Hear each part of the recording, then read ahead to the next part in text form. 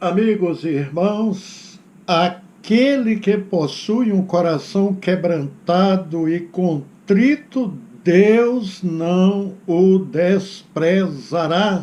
Essa é a garantia que vemos na palavra de Deus, precisamente no Salmo 51, 17. Observe, os sacrifícios para Deus são o espírito quebrantado. A um coração quebrantado e contrito não desprezarás, ó Deus. Não há nada igual à misericórdia divina. Ela é irremovível, não conhece caras nem posições. Apenas pede que o pecador se arrependa e se vire para Deus. Certamente, agindo assim, vai encontrá-lo. O profeta Jeremias foi o profeta que mais destacou a misericórdia divina para com o seu povo. Por exemplo, em Lamentações 3, dos versos 22 ao 24, ele nos ensina que a misericórdia não tem fim e são a causa de não sermos consumidos. Jeremias falou que pelas muitas faltas de Jerusalém, só pela graça de Deus, esta nação durou tantos anos. Essas misericórdias renovam-se cada manhã, e cada manhã chega uma nova porção da divina graça, de maneira que se pode passar o dia certo de que o favor divino não nos abandonou. Pois, como disse Jeremias, minha porção é o Senhor, e bom é o Senhor para os que esperam por Ele. Realmente, o Senhor é muito bom. Povo de Israel, não há outro Deus como o nosso Deus, forte e majestoso. Ele atravessa os céus e, montado sobre as nuvens, ele vem nos socorrer. O Deus eterno é o nosso protetor. Ele sempre nos protege com os seus braços. Na nossa presença, Deus expulsou os inimigos e mandou que os destruíssem. Li Deuteronômio capítulo 33, dos versos 26 e 27, na linguagem da tradução de hoje. De fato, as misericórdias do Senhor são para cada dia, mas cessam quando nos afastamos dele, evidentemente. Talvez por isso a declaração do verso 27 de Lamentações 3. É bom que o homem suporte o jugo enquanto é jovem. Ou seja, a mocidade é o tempo das grandes ilusões e grandes decepções, pois pelos impulsos da natureza jovem, muitas loucuras se praticam. Os que podem suportar este jugo e ficar firmes são os bem-aventurados. Evidentemente que Jeremias estava falando de sua própria experiência, por certo, mas esta é a experiência de todos nós Todos nós levamos a nossa carga e Jesus nos aconselha a tomar o seu jugo, porque é um jugo suave comparado com os jugos que o mundo põe em cima de nós. Queridos, todos têm o seu fim. Nabucodonosor e antes dele Assurbanipal eram ambos famosos, mas onde estão agora? Só o Senhor fica para sempre. Onde está Alexandre o Grande? Onde estão Napoleão, Carlos V, Adolfo Hitler e tantos outros que encheram a terra com o terror da sua força bélica? Todos se foram, mas o Senhor ficou para sempre e eternamente. O Senhor permanece eternamente e o seu trono subsiste de geração em geração, disse o profeta Jeremias em Lamentações 5,19. Pessoas famosas não experimentam da misericórdia de Deus porque foram soberbos ao extremos de rejeitarem Deus. Paulo, em Romanos 2,4, falou desses famosos que desprezam a misericórdia divina. Observe, ou será que você despreza as riquezas da sua bondade, tolerância e paciência, não reconhecendo que a bondade de Deus o leva ao arrependimento? Porque a sua ira, querido, dura só um momento. No seu favor está a vida.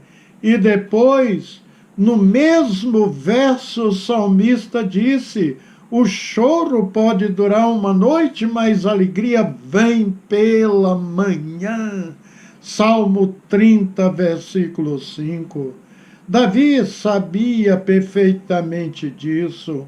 Quando seu pecado com Batseba, retratada em 2 Samuel, capítulos 11 e 12, passou a perturbar, incomodar sua alma, ele pegou a pena, o tinteiro, o pergaminho e escreveu um salmo completo, só para mostrar seu arrependimento e restabelecer a comunhão com Deus. Estou falando do Salmo de número 51. Davi lança-se aos pés do Senhor e pede perdão, apelando à benignidade e à misericórdia de Deus. Ele reconhece o seu pecado contra Deus e sente-se muito longe do Senhor. Embora o pecado dele tenha atingido muitas outras pessoas, este salmo trata do problema maior, o rompimento da comunhão com Deus. Deus agiria de uma maneira totalmente justa se castigasse Davi com a morte merecida. O profeta Natan disse a Davi: o Senhor perdoou o seu pecado, você não morrerá. Entretanto, uma vez que você insultou o Senhor, o menino morrerá. 2 Samuel 12, 13 e 14. Natan revela, queridos, que o nosso pecado insulta a Deus. Davi se sentiu tão longe de Deus que foi como se nunca o conhecesse. Essa deve ser também a nossa postura. Ficar com o coração duro, não confessar o nosso pecado, não nos ajudará em nada. Ele enfatiza a distância entre o pecado e o seu Deus ao dizer: sei que sou pecador, desde que nasci, sim, desde que me concebeu a minha mãe. Com este gesto humilde, Davi pede purificação e renovação. O que ele precisou e todo pecador precisa foi de um coração novo, purificado e restaurado por Deus. Faremos bem, lembrando que o pecador precisa de mais do que o perdão legal.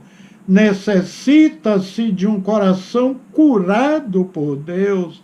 Em outro salmo, o de número 41, versículo 4, Davi disse: misericórdia, Senhor, cura-me, pois pequei contra ti.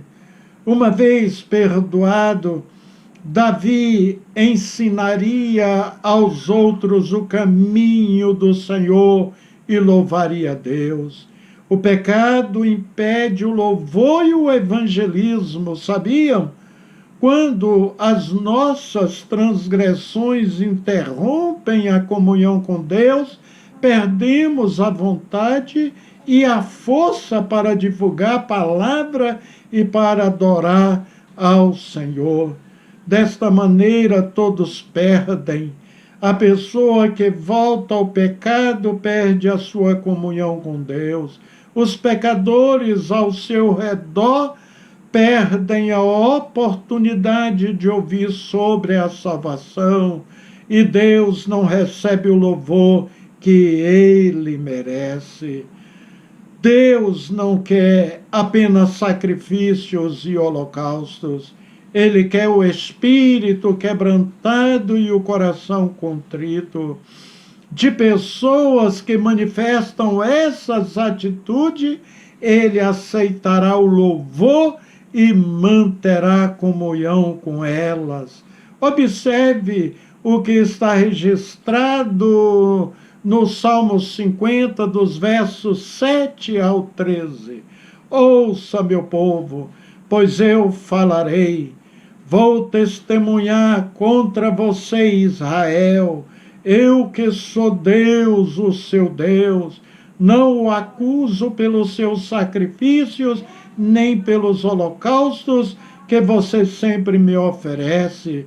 Não tenho necessidade de nenhum novilho dos seus estábulos, nem dos bodes dos seus currais, pois todos os animais das florestas são meus, como são as cabeças de gado aos milhares nas colinas. Conheço todas as aves dos montes e cuido das criaturas do campo.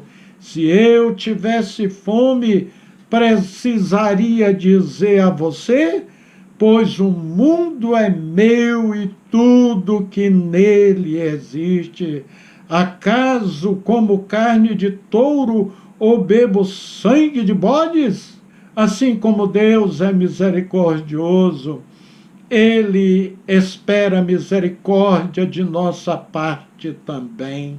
Nas bem-aventuranças, no capítulo 5 de Mateus, verso 7, Jesus ensina: bem-aventurados misericordiosos, porque eles alcançarão misericórdia. Olha, são muitos textos bíblicos, mas quero citar 3. Salmos 18, versículo 25, Colossenses 3, versículos 13 e Efésios 4, 32. Mostram que o crente é alvo de misericórdia, precisa de misericórdia divina e tem a obrigação de exercer essa qualidade. Deus mostra a sua misericórdia sem merecimento da parte de quem o recebe. O povo de Deus deve imitá-lo, lembrando-se especialmente que ainda precisa de algo. Em Mateus 18, do versos 23 ao 35, na parábola do credor incompassivo, ensina que aqueles que recebem misericórdia estão na obrigação de demonstrá-la e que, se assim não fizerem, receberão mais severo julgamento. Lucas 6, 36, 37.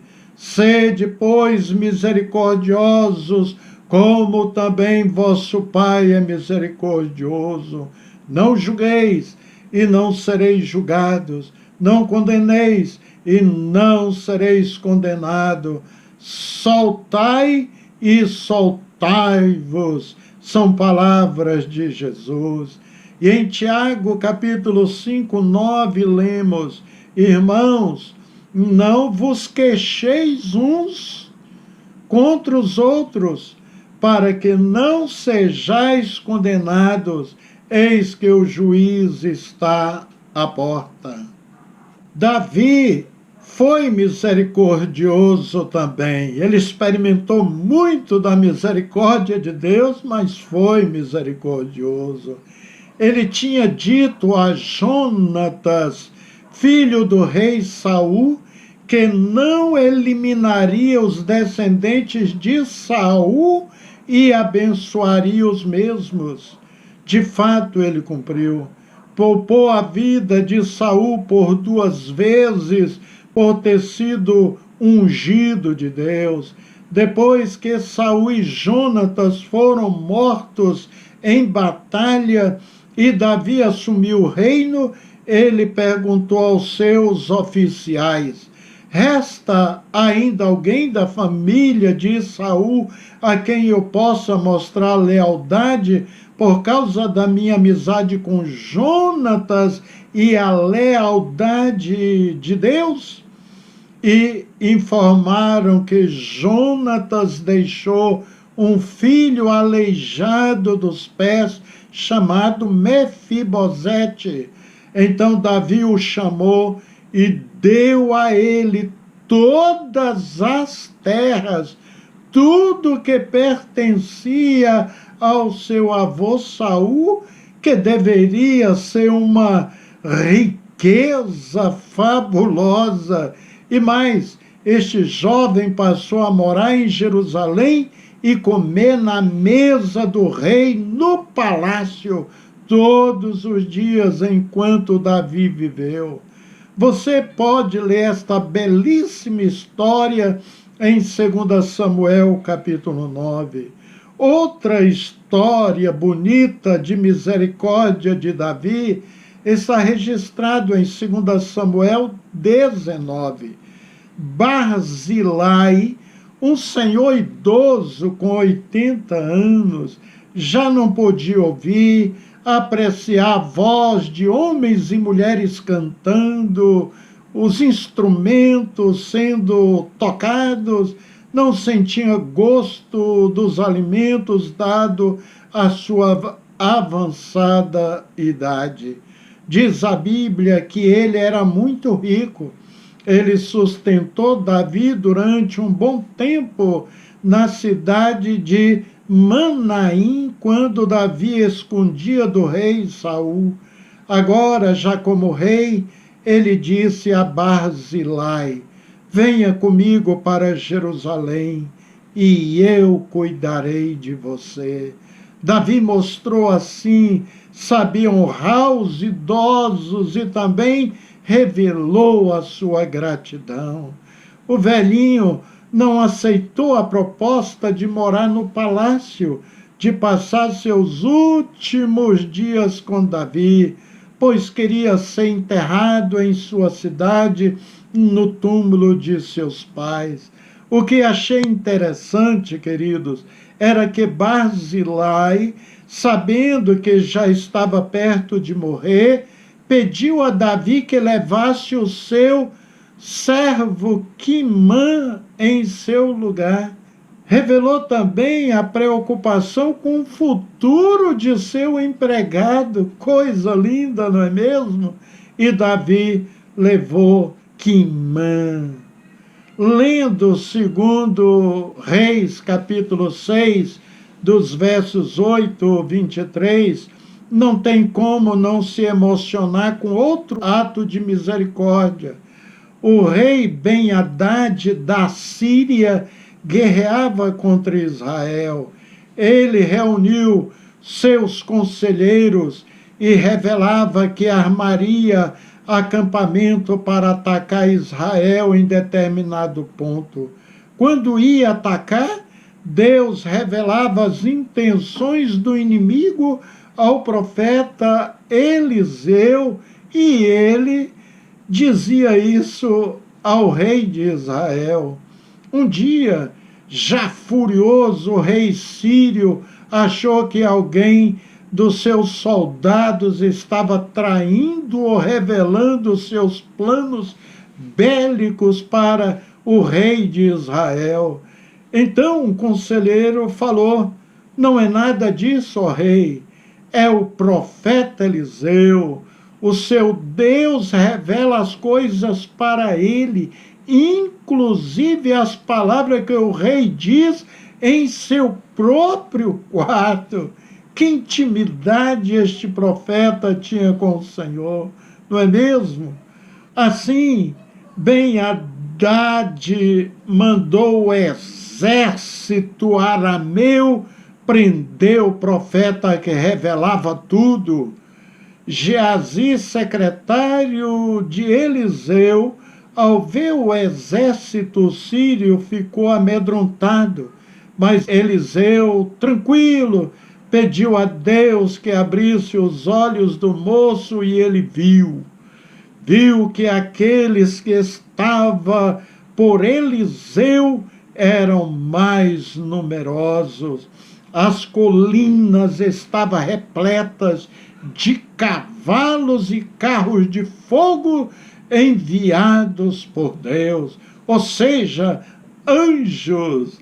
Em seguida, Eliseu pediu a Deus que ferisse de cegueira os soldados arameus. E é a partir deste momento que entra a misericórdia por parte de Eliseu. Ele chegou perto dos soldados inimigos já cegos e falou: sigam-me e eu os levarei ao homem que vocês estão procurando.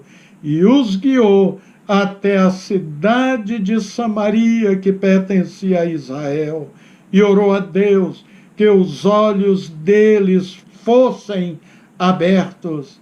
Imaginem o susto. Estavam dentro da cidade que eles queriam atacar. O rei de Israel, feliz, perguntou a Eliseu se deveria matá-los. Eliseu falou que não, pelo contrário, era para oferecer aos mesmos um grande banquete e mandá-los de volta ao rei da Síria. Assim foi feito. E eles retornaram à Síria. Com esse gesto de misericórdia e lição, as tropas da Síria pararam de invadir o território de Israel. Queridos, vale a pena ser misericordioso para com as pessoas, uma vez que Deus o é para conosco. Deus foi com Davi e é para com você, com sua família, com a sua geração. Amém? Oremos. Pai bendito, glorioso, de eterna bondade e graça, obrigado pela misericórdia e a graça do Senhor disponibilizados a nós todos os dias da nossa vida. O Senhor cuida de nós de forma especial, com amor leal, como declara o salmista. Ajuda-nos a sermos misericordiosos, a retribuir a muito que o Senhor tem feito por nós, em nome de Jesus Cristo, teu Filho. Amém. Amém. Queridos, Deus os abençoe ricamente. Um abraço fraterno e até o nosso próximo encontro com a graça bendita de Deus.